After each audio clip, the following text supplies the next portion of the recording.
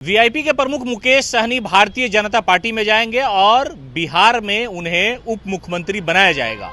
आप ये सोच रहे होंगे कि ये किस तरह की खबर है। खबर यही है कि बीजेपी इस कोशिश में लगी है कि वीआईपी के जो प्रमुख हैं मुकेश सहनी, वो भारतीय जनता पार्टी के साथ आ जाएं, गठबंधन में शामिल हो जाएं और उन्हें बिहार का डिप्टी सीएम बना दिया जाए।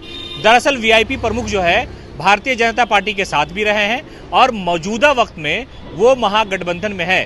तेजस्वी प्रसाद यादव के साथ लोकसभा चुनाव के दौरान बड़ी सारी यात्राएं की, 251 सभा उन्होंने किया और वो इस वक्त इंडिया गठबंधन में यानी तेजस्वी प्रसाद यादव के साथ हैं। लेकिन ऐसा कहा जा रहा है कि भारतीय जनता पार्टी ने उनसे संपर्क साधने की पूरी कोशिश की है। उन्हें यह ऑफर तक दिया गया है कि आप एनडीए में आ जाएं ताकि एनडीए का जो कुंभा है वो मजबूत हो जाए और आपको इसके बदले में बिहार के उप मुख्यमंत्री की कुर्सी दे दी जाएगी।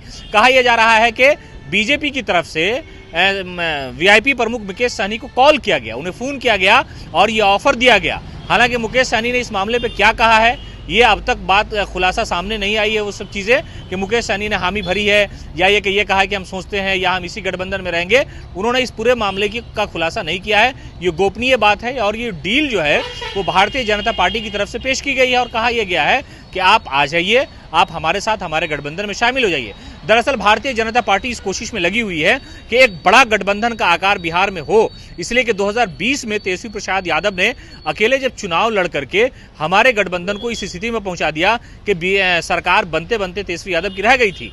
उस वक्त तो नरेंद्र मोदी का एक जलवा था, भारतीय जनता पार्टी का एक फैक्टर था और लोग मोदी मोदी करते थे। लेकिन अब तो वो सारा मिथ टूट गया। लोकसभा का जो परिणाम आया, बिहार का रिजल्ट आया और इससे ज्यादा चौंकाने वाला उत्तर प्रदेश का जो रिजल्ट आया, उससे ये समझ में आया कि जो एससी एसटी ओबीसी माइनॉरिटी के लोग हैं वो एक तरह से एनडीए के खिलाफ वोट करते हुए नजर आए। तो ये खतरा है भारतीय जनता पार्टी को, इसलिए चिराग पासवान तो उनके साथ है।